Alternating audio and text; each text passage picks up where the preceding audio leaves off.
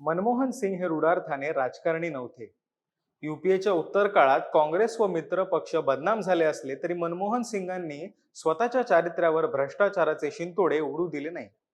आपल्या अर्थशास्त्रातील नैपुण्याचा शक्य होईल त्या मार्गाने त्यांनी भारतासाठी उपयोग केला. संसदीय प्रणालीतून आलेल्या भारतीय लोकशाहीच्या प्रवासातील एक महत्वाचं व्यक्तिमत्व म्हणून मनमोहन सिंग आदरास पात्र ठरतात. रुडार्थाने ते राजकारणी नव्हते.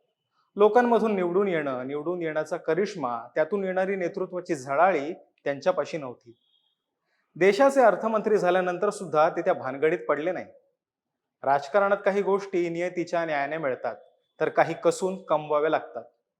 मनमोहन सिंग या दोन्ही श्रेणीतले नव्हते. मात्र ते जे होते त्याचा वापर त्यांनी देशासाठी पुरेपूर केला.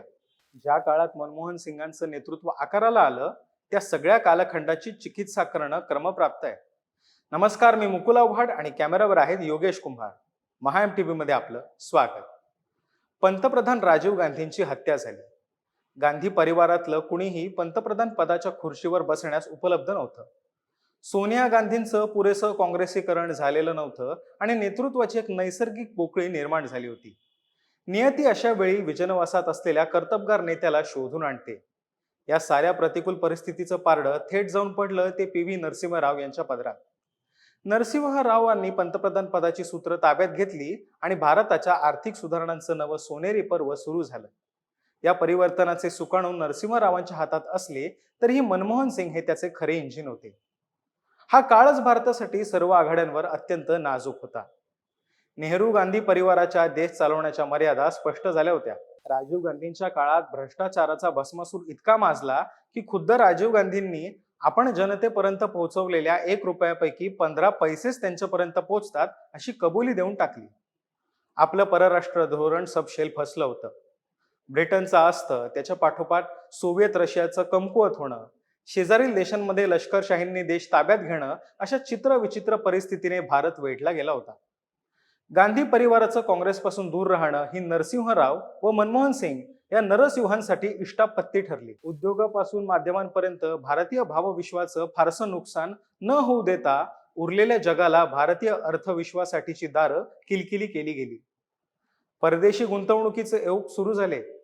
या गुंतवणुकींना कुठवर आणि कोणत्या क्षेत्रात येऊ द्यायचं याचं उत्तम नियमन मनमोहन सिंगांनी नरसिंहराव यांच्यासोबत केलं. त्यामुळे परदेशी गुंतवणूकदारांकडे डावे ज्या संशयाने पाहून आरडाओरड करत होते, तितकं नुकसान परदेशी गुंतवणूक भारतातल्या विविध क्षेत्रांचं करू शकली नाही. किंबहुना कालांतराने त्याचा आपल्याला फायदाच झाला.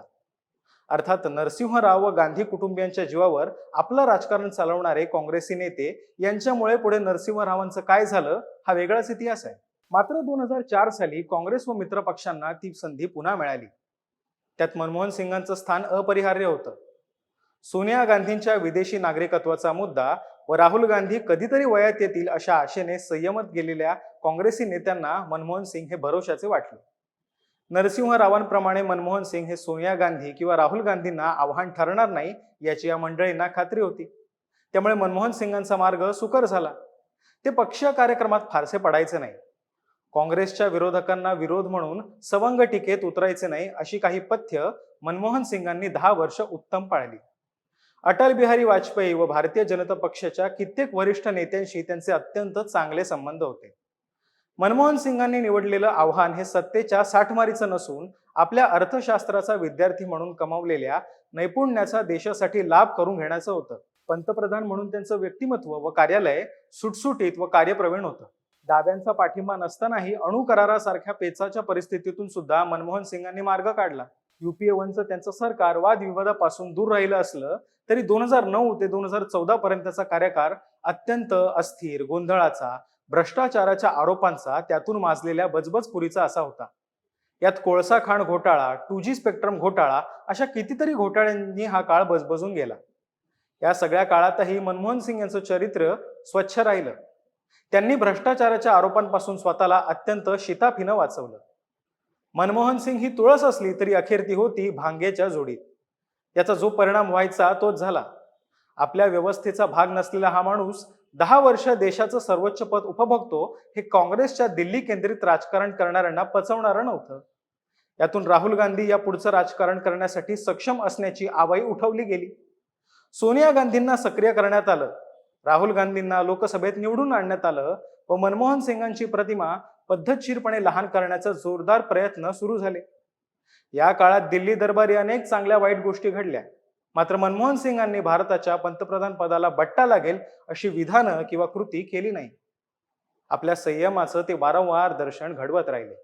मात्र असा संयम राजकारणात फारसा कामाचा नसतो. रॉबर्ट वाड्रा व अन्य लाभार्थ्यांनी दुप्पट वेगाने धुमाकूळ घालायला सुरुवात केली. राहुल गांधींनी तर भर पत्रकार परिषदेत मंत्रिमंडळाचा अध्यादेशही फाडला. एकंदरीतच युपीएच्या शेवटच्या 2 वर्षात मनमोहन सिंगांचं सरकार व प्रशासनावरचं नियंत्रण पूर्णपणे सुटलं होतं. वाढलेल्या अर्थकारणाचे लाभार्थी सदैव सत्तेच्या जवळ असणारे लोक असतात. वाड्रांनी व त्यांच्या साथीदारांनी याचा पुरेपूर फायदा घेतला. मनमोहन सिंगांना या सगळ्याकडे अगतिकपणे पाहण्याशिवाय काहीच करता आलं नाही. ही त्यांची संसदीय जीवनाची शोकांतिका ठरली. या सगळ्याच कालावधीने नरेंद्र मोदींना अवकाश उपलब्ध करून दिला व अजून एक बिगर काँग्रेसी भारताच्या पंतप्रधान पदावर आरूढ झाला. या सगळ्या राजकीय नाट्यमय घटनांचे मनमोहन सिंग तटस्थ सहभागकर्ते होते. आपल्याला मिळालेल्या संधीचा देशासाठी शक्य तितका वापर करून ते काळाच्या पडद्याआड गेले.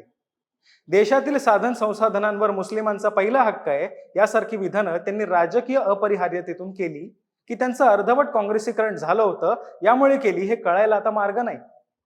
मनमोहन सिंगांवर ऍक्सिडेंटल प्राईम मिनिस्टर नावाचा रोचक सिनेमाही आला होता.